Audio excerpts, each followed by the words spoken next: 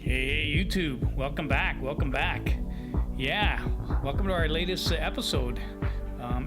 Once again tonight, I've got my special guest Mike and my good friend Jose here, and we have a really good episode coming at you tonight. Not only have we got some really good books, we're going to show you some other things as well. So what's going on there, Jose? Oh, chipping away, doing some happy hunting in our local stores. Cool. How about you, Mike? Yeah, this is just a few pickups plus what came back from CGC. Cool. And like I said, we got a special episode tonight because, we always show comics, but my channel is actually called Silver Age Dudes Comics and Other Collectibles. So in addition to comics, I'm also going to show you one or two other select items I've picked up recently that I think you're going to find really interesting. So we're not going to waste any more time here. Let's get started right away. Jose, you got a beautiful Thor, and Jose doesn't like to mess around. He goes right for the jugular right off the bat. So Jose, talk to me. What do you got here? Okay, well, you know what? To thine own self be true. I'm going to live up to my moniker, High-End Jose. So I'm going to start with a big boy book, Thor 166. The Mighty Thor 166 from June of 69. A late Silver Age book. As Mike would say, I've been chipping away at the Warlock Keys. Recent episodes, I've showcased the Fantastic 466, very first appearance of him, who would turn into Warlock. And in another recent episode, I've showcased Warlocks 10 and 11. Some key goodness there that showed the origin of Gamora and the first full appearance of the In-Betweener and the death of the Magus. Nice. So here we have Thor 166. And of course, with the rumors circulating that Adam Warlock is having a very high chance of the character leading up to an on-screen debut, this comic, along with issue 165, has been gaining a lot of steam and demand in the market, even without confirmation of any kind yet. Some collectors like to get all the major appearances of the characters, some like to get only the first and second appearances. Well, if that's you and you're on the hunt for Adam Warlock keys like I am, then Thor 166 is considered the second full appearance of Adam Warlock as him. Jose, I was just saying, should I maybe change the name of my YouTube channel to the Warlock Keys channel? Because you show a lot. Not a Warlock. Yeah, Starlin, my favorite. So in this issue, him is able to take the beautiful Lady Sif from the Thunder God and get it out of there. Needless to say, Thor is mighty pissed and goes into a warrior's rage. Goldilocks tracks down him and an epic beatdown ensues. A beatdown for Lady Sif? Ooh, I'd say that's mighty worth it. Wow. Key goodness here, second full appearance of Warlock. Now, the price breaks for this bad boy are 66, 138, and 210 in the 8, 9, and 9.2 grades. Is that the Overstreet price or the Overstreet? The Overstreet. Okay, so we got to take that with a grain of salt. I've been doing a lot of online searching for this book, and these are CGC prices for the 6, 8, 8.5, and 9.4 splits, 100, 200, 2 1/4, and 375 US. So this is a good book to pick up. It's not a first full appearance like in issue 165, but it's the next best thing. Tough white cover to get, grade wise 8.5, possibly a 9, but I'm gonna do the Mike thing and take a half grade of it, 8.5 around there. For that price, not bad. I'd say 8.5 easy as a very white cover. Yeah, I've seen Mike show Thor's before, but I think it's the first time I've seen you show a Thor. I could be wrong. I'm not a Thor guy at all. My sister is a big. 9.6 that I showed. My sister is a big Thor fan. She loves Thor. I got no interest in Thor, but I got a major interest in Warlock. Cool. Yeah, not very many either, but I have a few. Thanks, Jose, for bringing it. That is a fantastic book. Thanks for bringing it in. Yeah, I thought I'd start out with a bang. Okay, next up we got a beautiful book by Mike here, Batman number 217, and Wow, Mike, this is in really beautiful condition. Fantastic. Tell me about it. Yeah, okay, so this was hanging on the wall at my regular dig where I buy my weekly new stuff. Altered States. Altered States, shout out to them. And, you know, they had VF, F to VF, which is about a 7, and I'm okay with that. I paid only $30 for it because, you know, I say, come on, I buy so many books. And yeah, he gives me a great deal. On the Realm, at a 7.0, and you can trust those prices around that range, I would imagine. So it's about $52.50 US. This is, you know, I didn't do much research. I haven't read the books yet. That's okay. But it is part of my Batman run, which I'm trying to fill in. I have a little range that I'm trying to like fill in with the Batman. Yeah, yeah. So this is from December '69, so it's an older book. It's nice. Yeah, I'm very happy with that. Yeah. Chipping away, chipping away. Chipping away. It's a theme there. Me with Warlock, you with Batman. All of my books tonight are all chipping away, basically. Now, what we should do, if you can, ask the owner of Altered States if I can bring in my camera, because we never actually photographed the interior of the store. He'll be cool with that. Yeah, He'll be cool. because it'd be kind of cool to show. You know, I like to show some live footage of, you know, the Comic Cons. The ongoing joke every time we're there, like they're one of the. Their specialty is the fact that they have all of the independents. Oh yeah, yeah. And they carry almost every variant that you could imagine. For new books, they're the ultimate so store. On a weekly run, they've got like 4 or 5 shelves, and they run out of room. And it's just comical the way the guy just kind of gripes as he's trying to put them up there. He's running out of I'm just doubling this up. Oh, DC's putting out too many variants and stuff like this. It's fun to be there, and you get what you're actually looking for. It's awesome. So we got to take some interiors, because you have to see this guy's new book selection. It's like nothing you've ever seen before, and I think we got to photograph it so our followers can see it. We don't have any fans, but we got a couple followers, 1 or 2. So I'll check that out. I'll hook it up. I'm pretty sure we're good. Good to go. Cool. We can see a cornucopia of new book goodness there. Yeah. Great book, Mike. Thanks for bringing it in. Not a problem.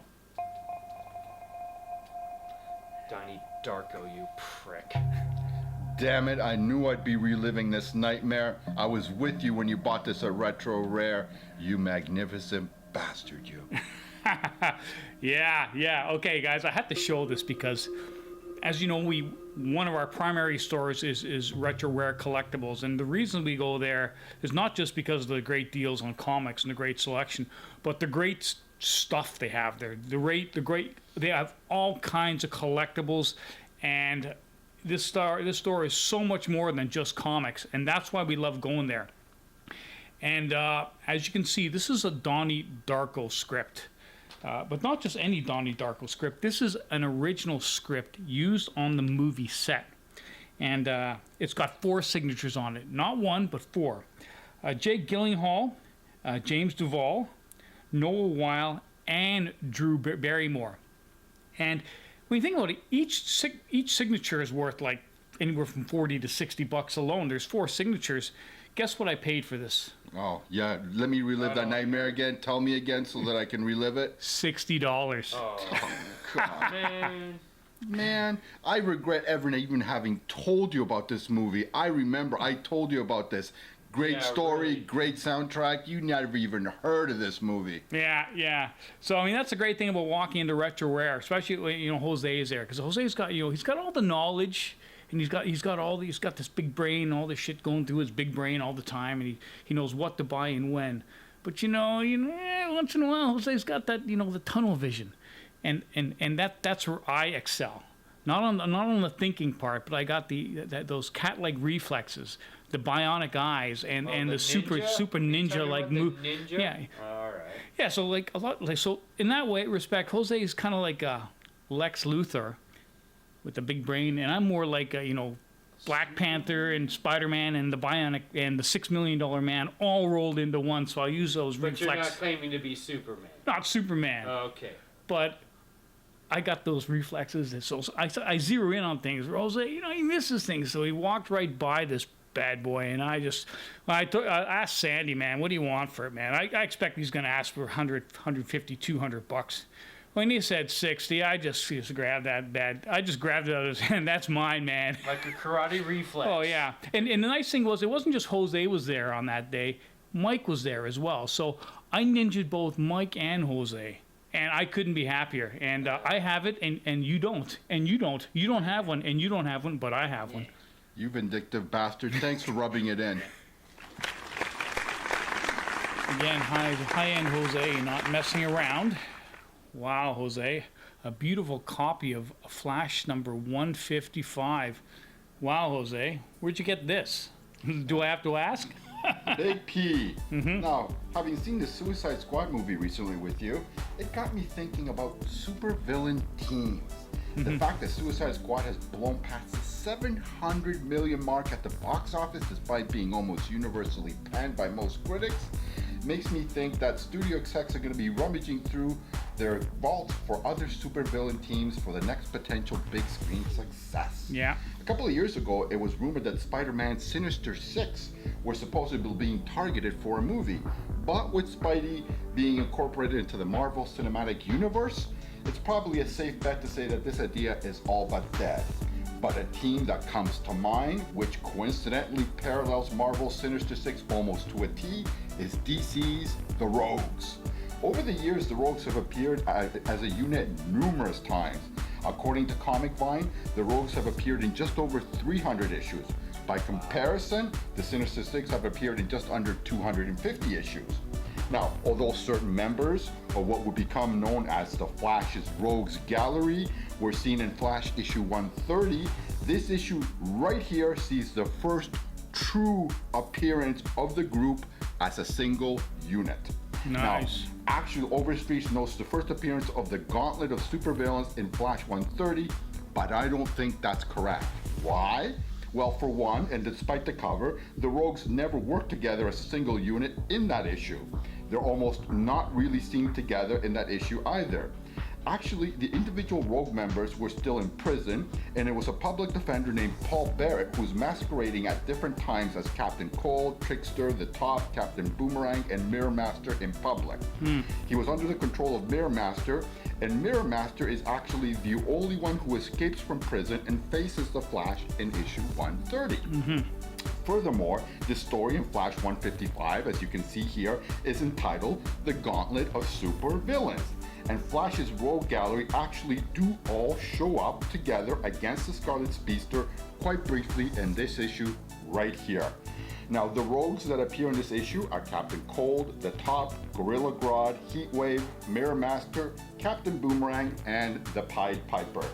There it is, ladies and gentlemen. I rest my case for this being the first true appearance of the Gauntlet of Supervillains known as the Rogues.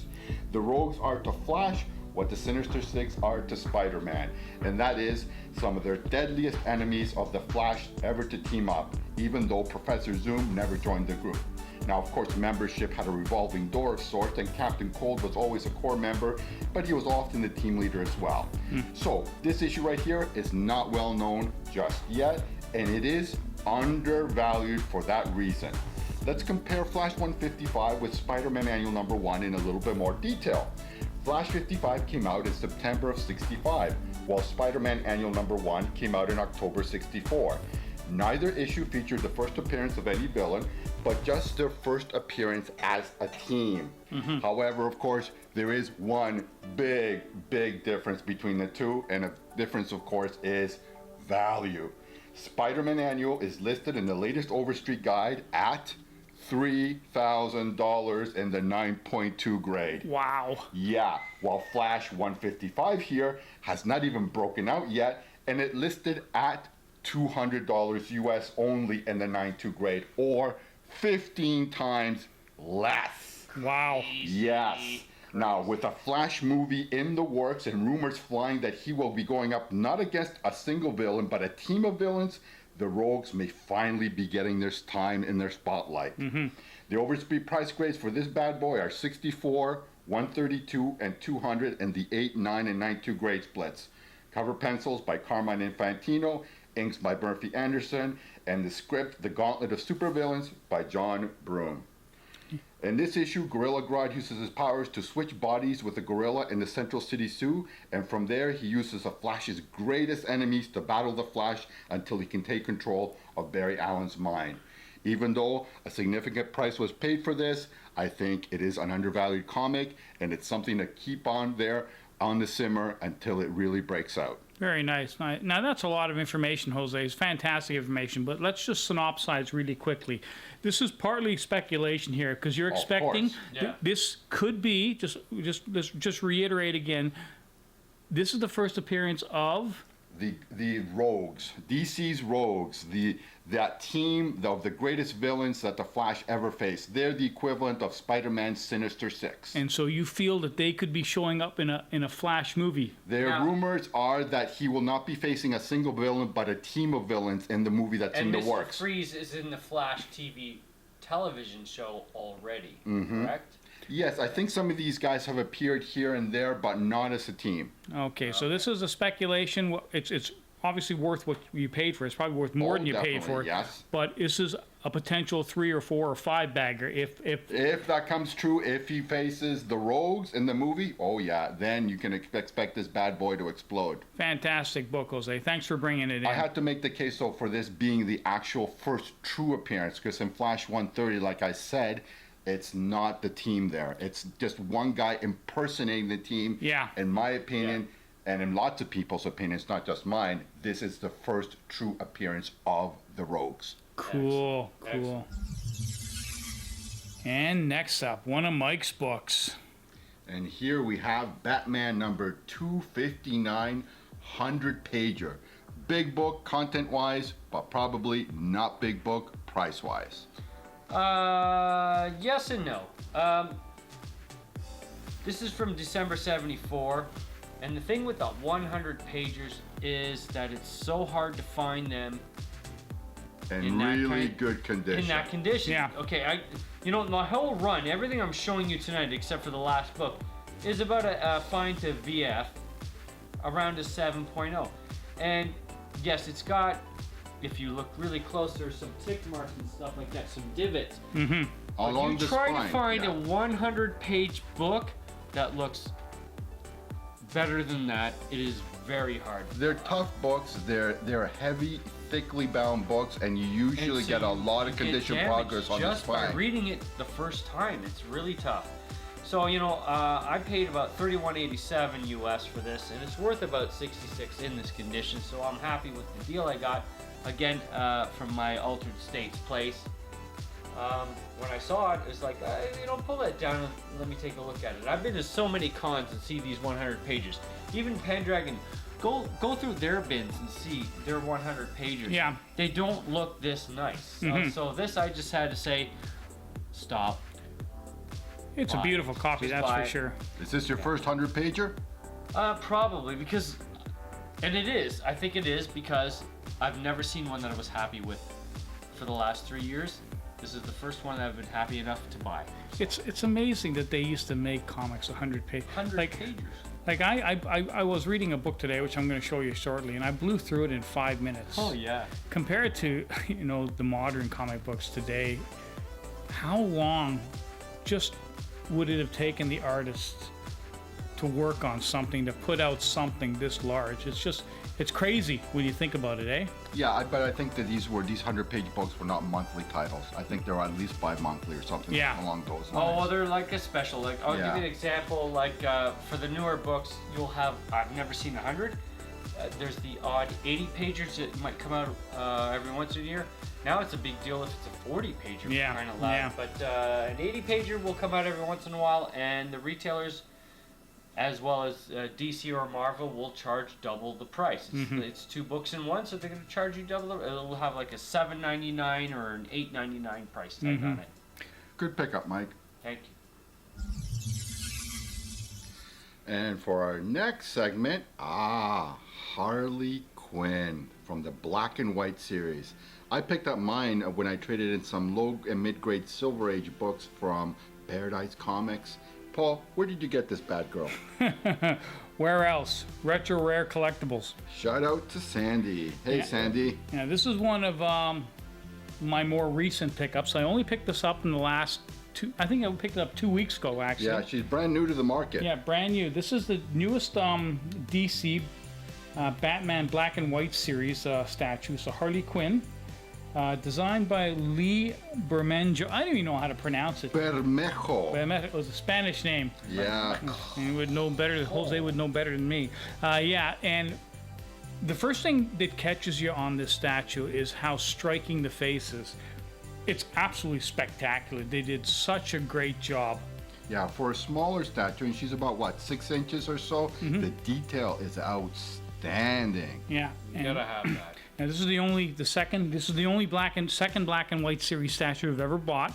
I've also got the Batgirl as well. I don't actually tell you the truth. I don't think I've ever shown it here. DC Collectibles, and as I'm sure most of you guys that collect the stuff are aware, these are all limited runs.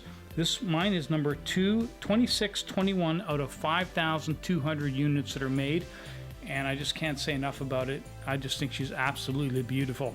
Yeah, and the price point is really reasonable. They're dropping for about $80, $90, $100, something like that, Canadian. Yeah, I paid mine. I got a really good deal on it because I only paid $89 for this one, but I went up the street to another comic store just the other day and saw it selling for $109.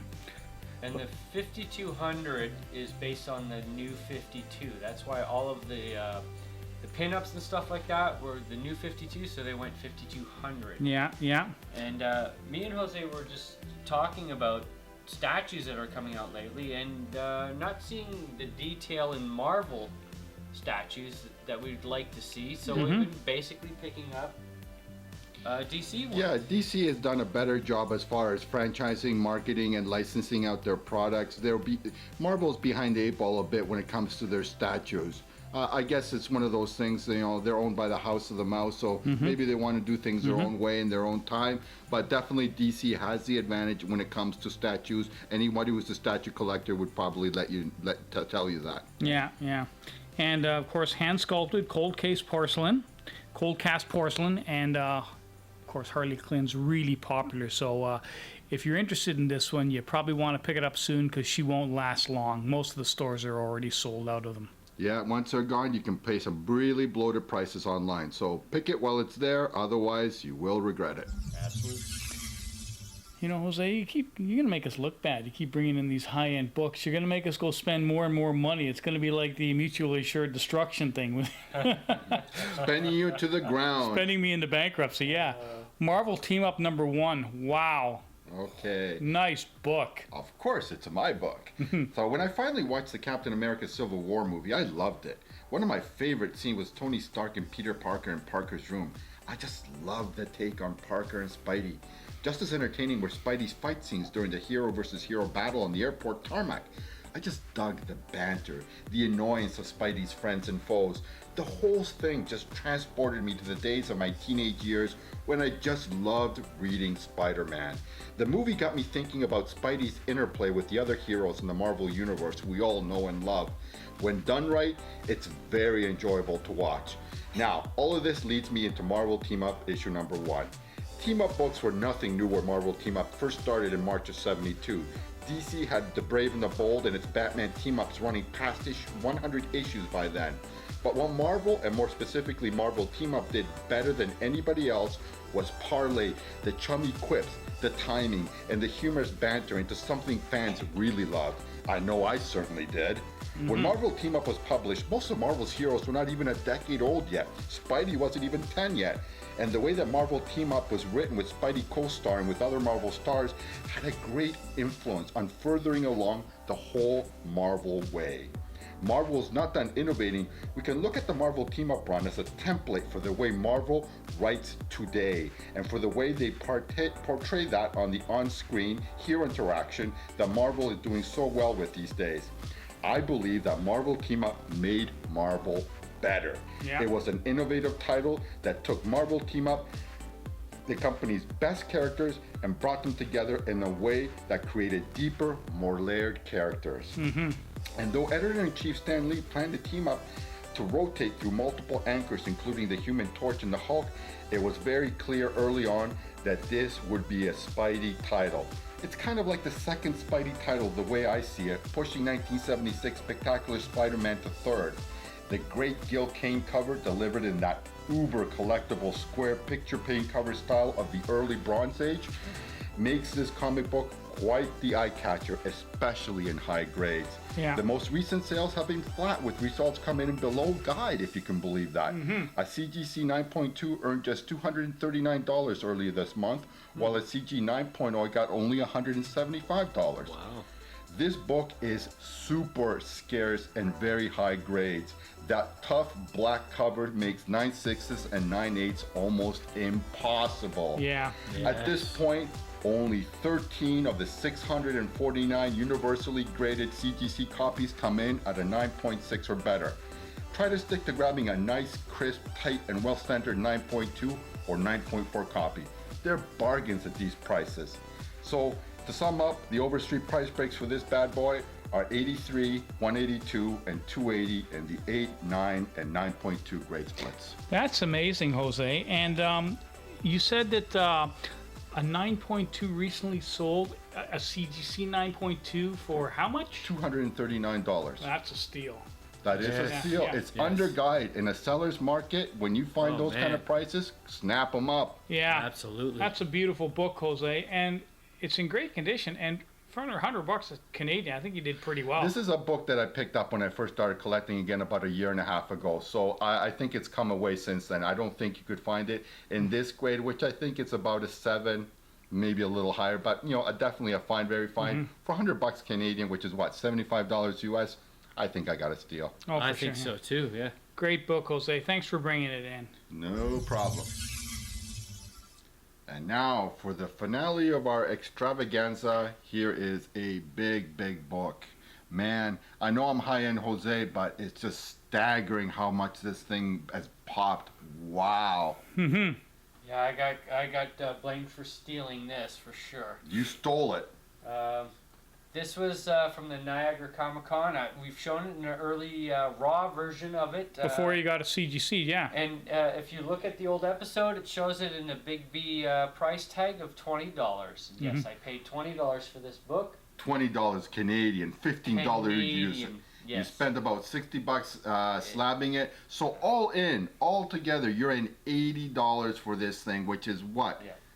What, $60? A little over US. And what is it currently? There's one currently dropping this weekend and on Saturday. Just checked just now. Well, that's in Canadian dollars though. I know, So and it's about a little over $700 US. Just to clarify, he just checked on eBay. yeah. Yes, on eBay. Yeah. So that's over $900 Canadian for this. $924 Canadian. For a 6.5 CGC. Yes. Yeah. Wow. There's only Wow. 9 of them registered as a 6.5. There's only 9 of them. that But have you been can expect CGC'd them so far. to come out of the woodwork Well, now. they might, People but see yeah. the prices that the things are dropping for. They're gonna grab them. They're gonna go check their stash or collection and bring them out and get them CGC'd. So the Stampede is on. The movie's not even coming out, I think, till 2018. But you know what? Like I said, the thunder you hear is people dragging through their collections and trying to get this bad boy CGC'd before anybody else can. First to the post usually wins.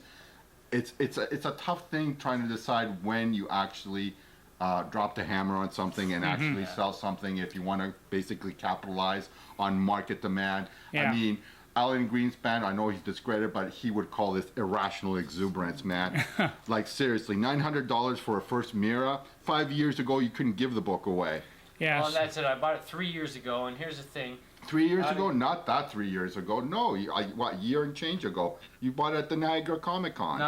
Okay, yeah, but nevertheless. Yeah, the 2015 Comic-Con. So you only bought it a year and a half ago. Oh, yeah. okay, yeah. So okay, fine, but and I did. And the other thing I'm proud of is that I graded it kind of like myself, and then I got an opinion from Pendragon because he's.